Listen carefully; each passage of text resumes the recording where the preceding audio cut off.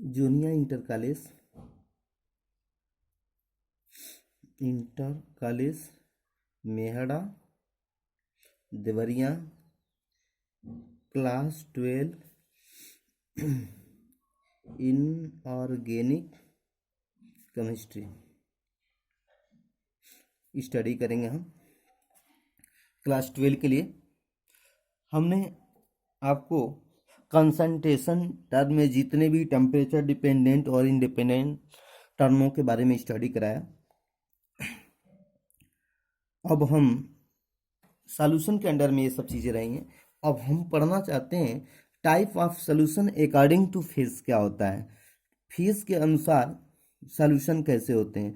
तो हम जानते हैं कि सॉल्यूशन मुख्य रूप से जो भी कोई भी सॉल्यूशन हो, किसी भी चीज़ का सॉल्यूशन अगर बनाते हैं तो वो सोलूट और सॉल्वेंट दोनों के मिलने से ही सॉल्यूशन बनता है। बात इसमें ये होता है कि जैसे सॉल्यूट की स्मॉल अमाउंट होता है, सॉल्वेंट का ज़्यादा होता है, जिससे ये इसमें क्या होता है, घुल जाता है। और अब हम जानना चाहते हैं कि बाइनरी सॉल्यूशन क्या होता है। यदि एक ही तरह के सॉल्यूट हो और एक ही तरह के सॉल्वेंट हो तो इस प्रकार के सॉल्यूशन को बाइनरी सॉल्यूशन कहते हैं। अब बात आती है फेज क्या होता है। जैसे हम इसमें कोई सॉलिड सॉल्वेंट और ये लिक्विड फॉर्म में सॉल्वेंट है, तो अगर इसको घोलते हैं तो इसका जो फेज होता है, इसकी जो अवस्था होती है वो खत्म हो जाती है। वो क्या होता है, खत्म हो जाता है। जैसे सॉलिड है और इसमें घोलेंगे तो फॉर्म क्या होगा, सॉल्यूशन जो प्राप्त होगा वो लिक्विड फॉर्म में प्राप्त होगा। इसका फेज क्या हो गया, लिक्विड फॉर्म में हो गया। इस तरह से ये अपना फेज क्या हो गया, तो जो चीज़ अपना फेज खो देता है वो सॉल्वेंट होता है। उस सॉल्वेंट वो जो होता है सैल्यूट होता है, और जिस चीज़ की अवस्था या फेज बरकरार रहता है वो सॉल्वेंट होता है। अर्थात कहने का मतलब कि सॉल्वेंट जो होता है, सैल्यूट जो होता है, अपनी अवस्था सॉलिड अवस्था को खो करके और लिक्विड में बदल गया है। तो इस तरह से इसका फेज जो फेज हो गया वो लिक्विड फॉर्म में हो गया। ये अपनी अवस्था को क्या कर दिया, खो दिया। अब आती है थोड़ी सी, इस तरह से हम देखते हैं कि कभी कल होता है कि सॉलिड है, सैल्यूट जो है सॉलिड है और ये क्या है, लिक्विड है। कभी कल ये हो सकता है सॉलिड है, ये लिक्विड भी हो सकता है, गैस भी हो सकता है। ये क्या हो सकता है, सॉल्वेंट, ये भी गैस हो सकता है, सॉलिड हो सकता है और लिक्विड हो सकता है। इस प्रकार से इनको अगर मिलाते रहें तो इस प्रकार से ये अपनी अवस्था को जो है बदलता रहेगा, अपनी फेज को चेंज करके सॉल्वेंट के फेज में आता रहेगा। इस प्रकार से हम डिवाइड करते हैं कि डिवाइड करने पे ये देखते हैं कि सॉल्वेंट और सॉल्यूट और सॉल्वेंट को मिलाने से फेज खत्म हो रहे हैं और इन्वॉल्व हो रहे हैं, फेज जो है खत्म हो रहे हैं।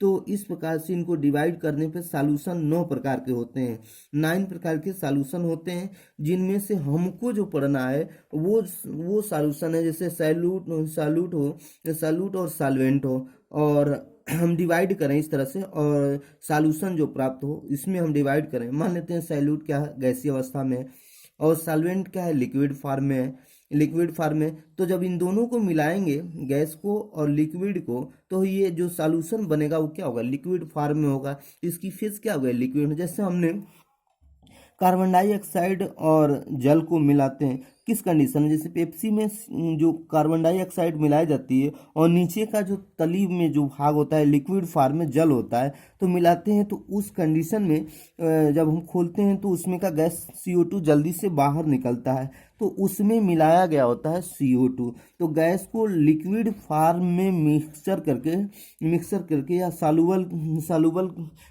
किया जाता है, और जो सॉल्यूशन प्राप्त होता है वो लिक्विड फॉर्म में होता है। जैसे सॉलिड को लिक्विड में, तो सॉलिड क्या हो, को सैल्यूट जो है सॉलिड फॉर्म में हो और सॉल्वेंट लिक्विड फॉर्म में। जैसे शुगर और वाटर से अगर दोनों को मिलाते हैं तो एक मीठा सॉल्यूशन प्राप्त होता है। और जो चीनी है वो क्या है, वो जो है सोल्यूट है, और वो अपनी फेस को क्या करता है, खो देता है। और जब फेस को खो देता है तो जो सॉल्वेंट का फेज होता है वो लिक्विड फॉर्म में ही होता है। इस प्रकार से इन्हीं दोनों को, गैस को और सॉलिड को, सॉल्यूट के फॉर्म में इन्हीं को पढ़ना है कि इस गैस को जो है सॉल्युबल करें लिक्विड में, या सॉलिड को लिक्विड करें, सॉलिड को सॉल्युबल करें किसमें, लिक्विड में। और इन्हीं सॉल्यूशनों के बारे में हमको स्टडी करना है इस चैप्टर में। इस तरह उस तरह से तो कुल मिला जुला के 9 प्रकार के सॉल्यूशन होते हैं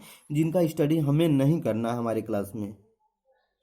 अब आते हैं हम थोड़ी सी और, अब इसी टॉपिक्स पे हम डिस्कस करना चाहते हैं कि एक हेडिंग लगाते हैं कि solubility of gas, gas solute, solubility of gas solute, gas solute in liquid solvent.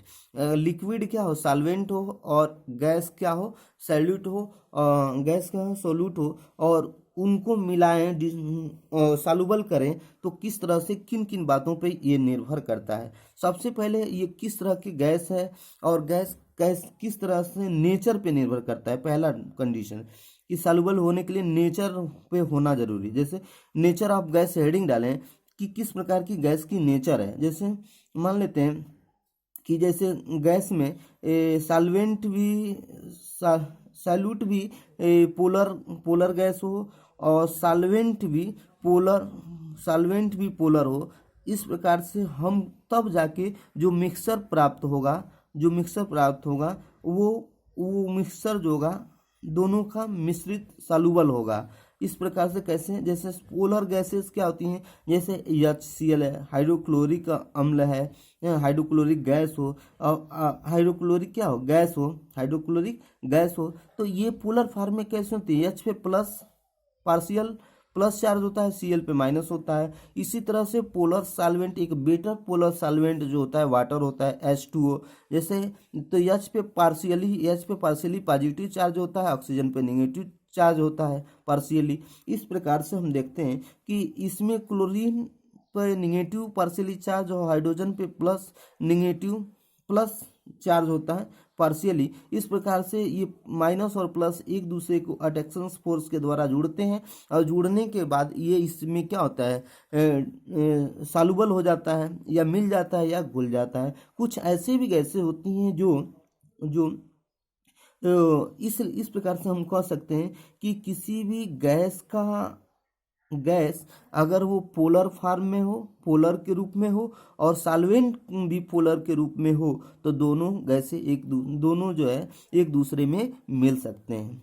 जैसे कुछ गैसें होती हैं जो वाटर में सॉल्युबल नहीं होते हैं, जैसे ऑक्सीजन हुआ, नाइट्रोजन हुआ, हाइड्रोजन हुआ, ये जो गैसेस हैं नॉट सॉल्युबल इन वाटर होते हैं। इस प्रकार से सॉल्युबिलिटी के लिए गैस का नेचर जो है इस तरह का होना चाहिए, पोलर फॉर्म में होना चाहिए।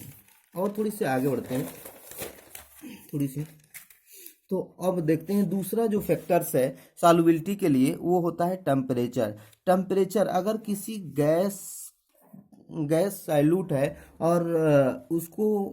और लिक्विड फॉर्म में सॉल्वेंट है, अगर टेम्परेचर बढ़ाते हैं, तो टेम्परेचर जब हम बढ़ाएंगे उस कंडीशन में क्या होगा, गैस की रैंडमनेस बढ़ेगी, और जब रैंडमनेस बढ़ेगी तो वो ऊपर की तरफ प्रेशर बनाएगा, और जब प्रेशर बनाएगा तो बाहर निकलेगा। इस प्रकार से वो सॉल्युबल नहीं होगा।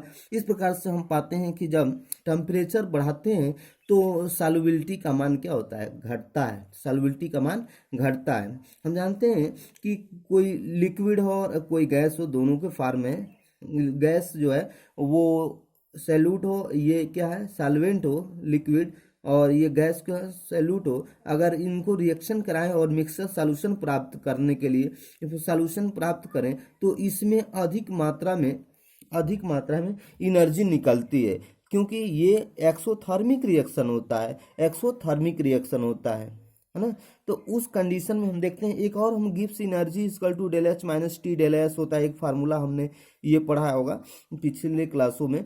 तो हमने डेल एच एंथैल्पी है, इसमें एंथैल्पी का मान क्या है, निगेटिव है। निगेटिव जो एनर्जी निकलती है वो क्या है, निगेटिव है। इस प्रकार से एंथैल्पी का मान निगेटिव, और एंट्रोपी डेलेस होता है, एंट्रोपी डेलेस होता है। ये भी क्या होता है, निगेटिव। इसकी रेंडमनेस क्या होती है, पार्टिकलों गैस के पार्टिकलों का रेंडमनेस ज़्यादा होता है। इस प्रकार से रेंडम डेलेस का मान उनके क्या होते हैं, निगेटिव होते हैं। और अगर निगेटिव होते हैं, अगर इस इक्वेशन में निगेटिव के जगह पे रखें तो निगेटिव वाला टर्म क्या हो जाएगा, पॉजिटिव हो जाएगा। ऑलरेडी ये निगेटिव है, ये क्या प्लस टी डेलेस हो गया। इस तरह से इक्वेशन।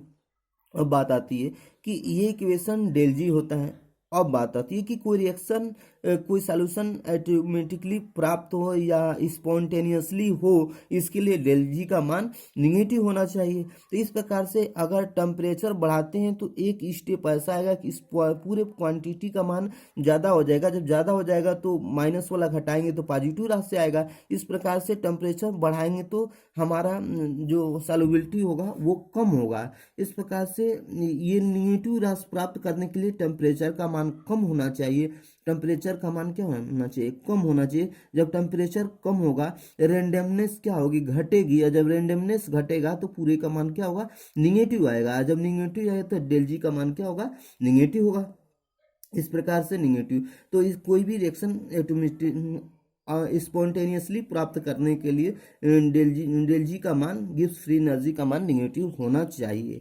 अगला फैक्टर, इस प्रकार से टेम्परेचर, हम कह सकते हैं कि टेम्परेचर भी एक फैक्टर है सॉल्युबिलिटी के लिए। अगर टेम्परेचर बढ़ाते हैं तो उस कंडीशन में सॉल्युबिलिटी का मान क्या होगा, घटेगा।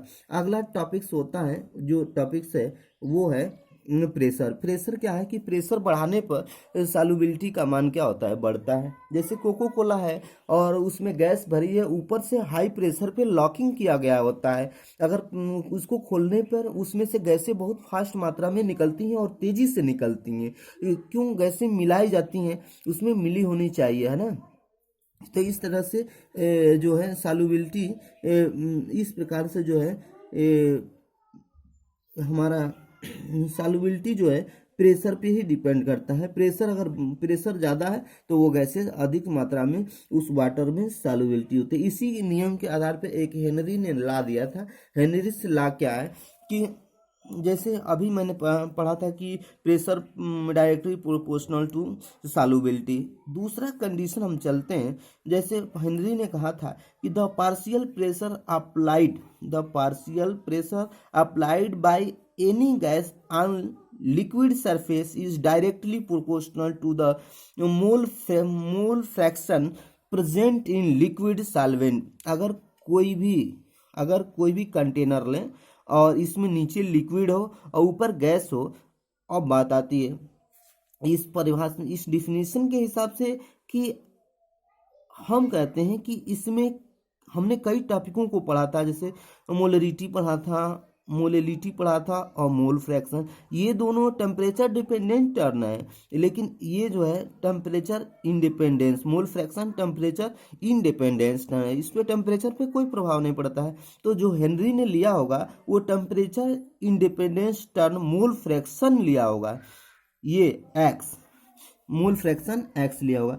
अब मोल फ्रैक्शन क्या होता है कि किसी गैस का कितनी मात्रा इस लिक्विड में है, उसकी मोल फ्रैक्शन कितनी मात्रा है, कितनी मात्रा में उस गैस की कितनी मात्रा उस लिक्विड में है। जितना ही मात्रा अधिक होगी उतना ही उसमें सॉल्युबिलिटी का मान अधिक होगा।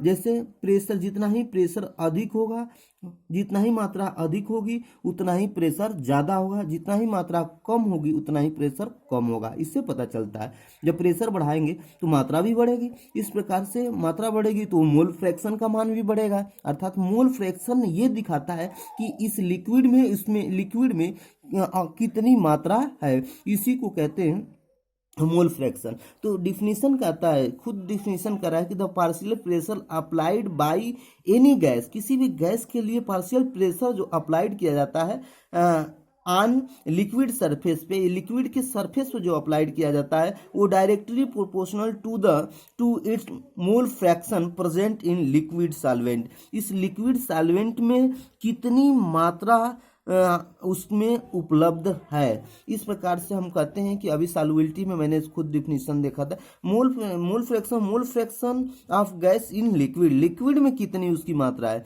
अभी हमने पढ़ा था कि P proportional to P proportional to partial pressure is proportional to solubility. हमने डेफिनेशन से दिया था कि जितना भी प्रेशर बढ़ेगा पार्शियल प्रेशर उतना ही अधिक मात्रा में गैस सॉल्युबल होगा। लेकिन हेनरी ने कहा इस तरह से मोल फ्रैक्शन पे लिया कि P प्रोपोर्शनल टू एक्स, मतलब मोल फ्रैक्शन होता है। अब हम जानते हैं मैथमेटिकली कि अगर प्रोपोर्शनल हटाएंगे तो कोई कांस्टेंट लगेंगे के एच इंटू एक्स, कोई कांस्टेंट के एच लगाए।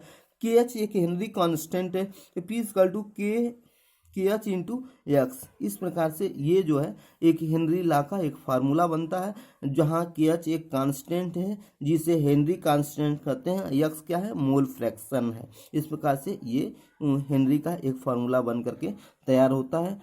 अगले टॉपिक्स में राउल्ट्स लॉ, अन्य अन्य लॉ मैं आपको बताऊंगा। आप इसको ध्यान से सुनिए और जानिए कि क्या है। Thanks very much to you all students.